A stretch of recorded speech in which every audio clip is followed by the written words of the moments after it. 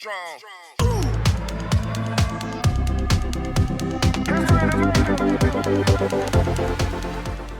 Hi, I'm Walter Borgen with RE/MAX Signature in Daytona Beach.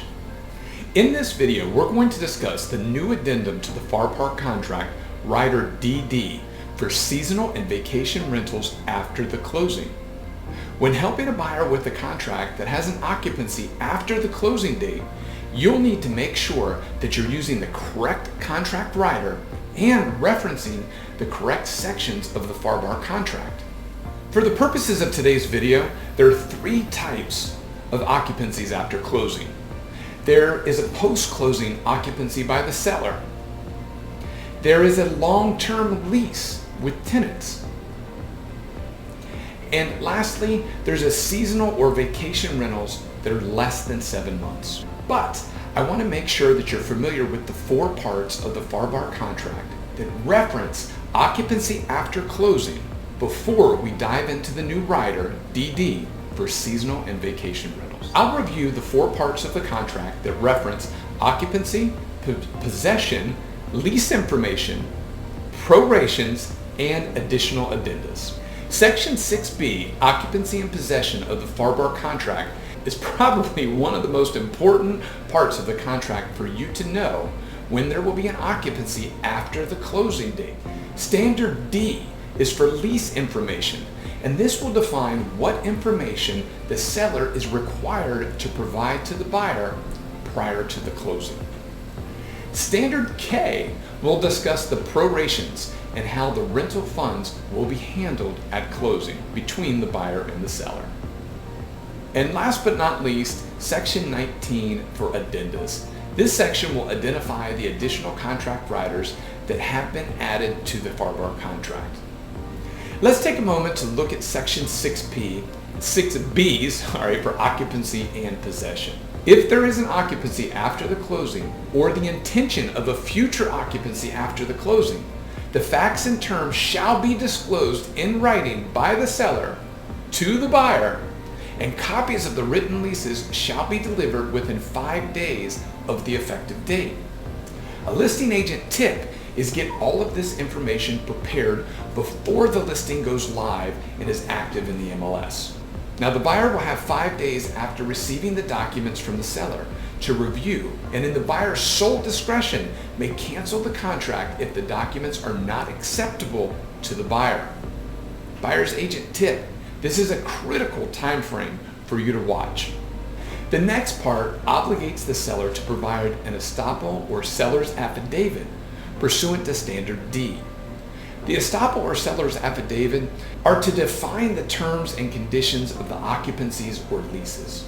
The next part references if the seller is occupying the property after closing, and the seller must use rider U, which is for post-closing occupancy by the seller.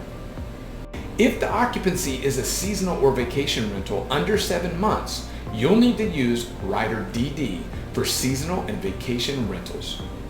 As you can see, in Section 6B has a lot of moving parts. My recommendation is that you take time to read and get familiar with this section of the contract. If you have any question, please reach out to one of your office managers. Standard D starts off by saying that the seller has at least 10 days prior to closing will need to furnish to the buyer estoppel letters from the tenants or occupants specifying the nature, duration of the occupancy, the rental rates, advanced rents, and security deposits.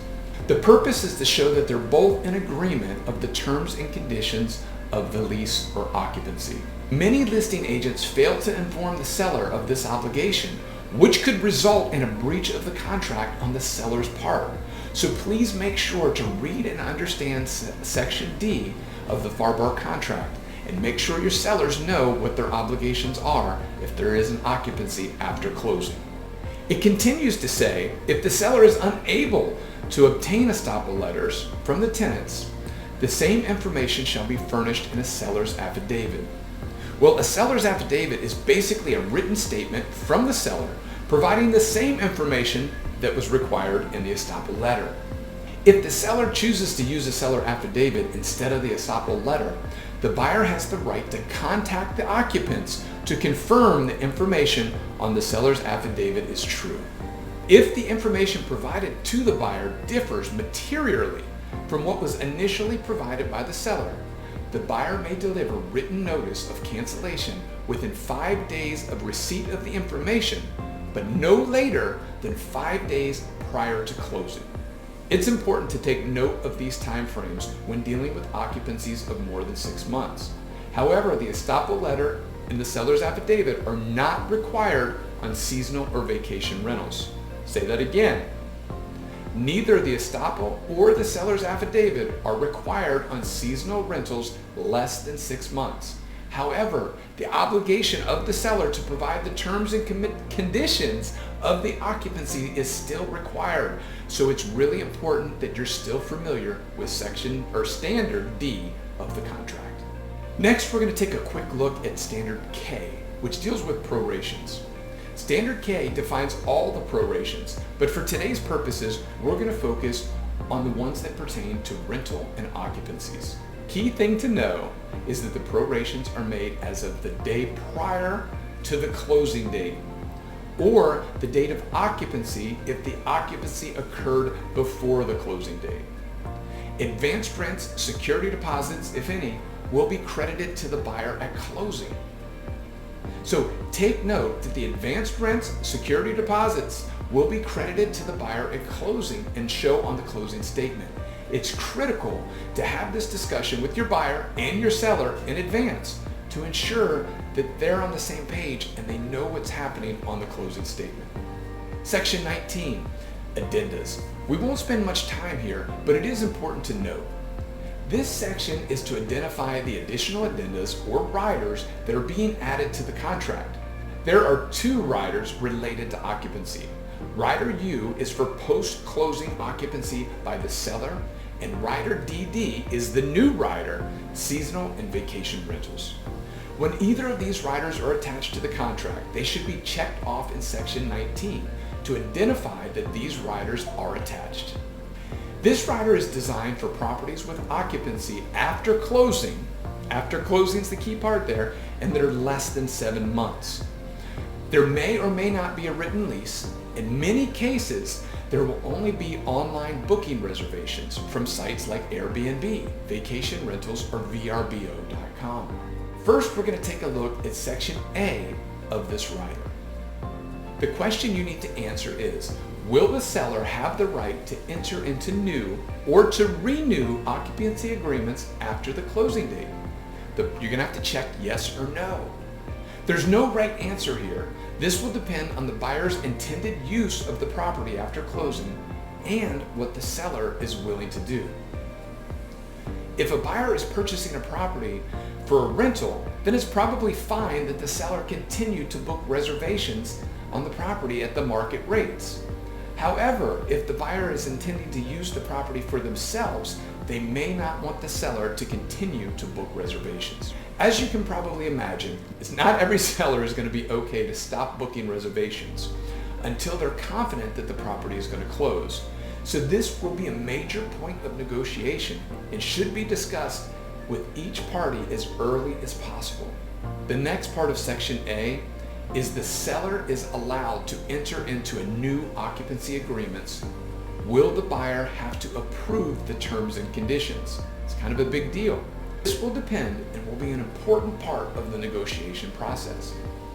If the seller is allowed to enter into new agreements, the seller is required to provide the terms and conditions to the buyer prior to the closing.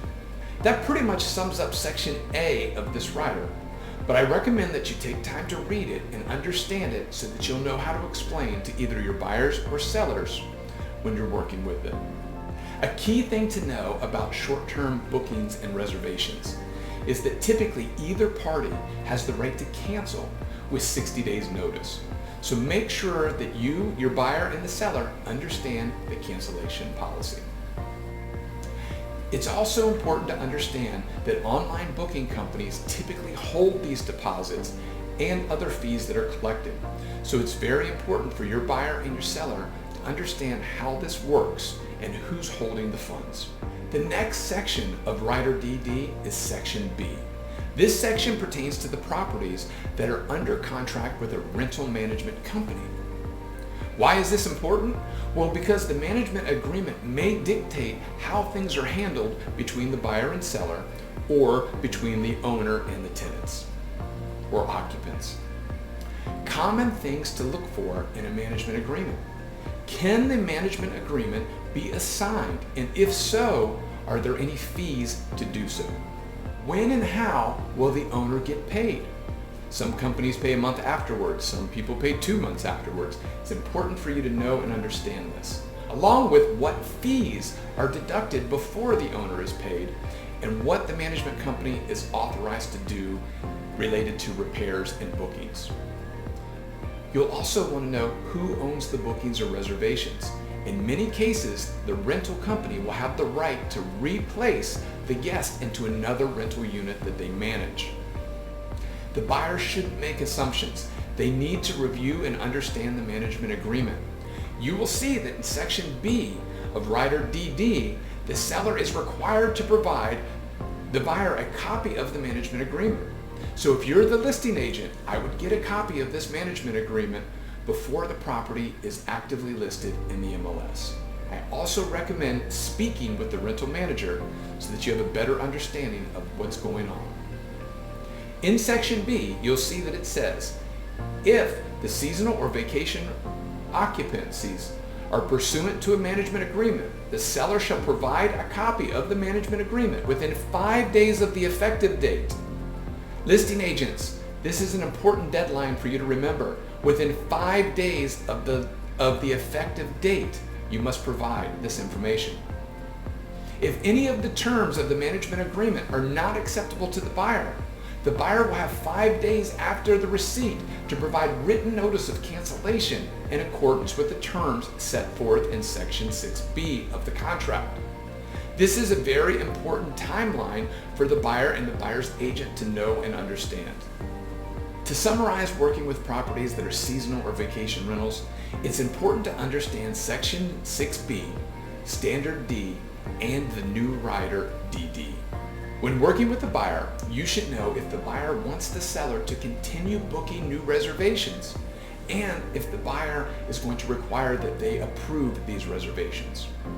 When working with the seller, you should have copies of the written leases, reservations or bookings, and have copies of the management agreement if the property is being managed when you take the listing. Don't wait until a contract comes in. I hope you found the information on occupancies helpful. Please remember, if you have any questions, to consult with your office manager. Thanks a lot and have a great day.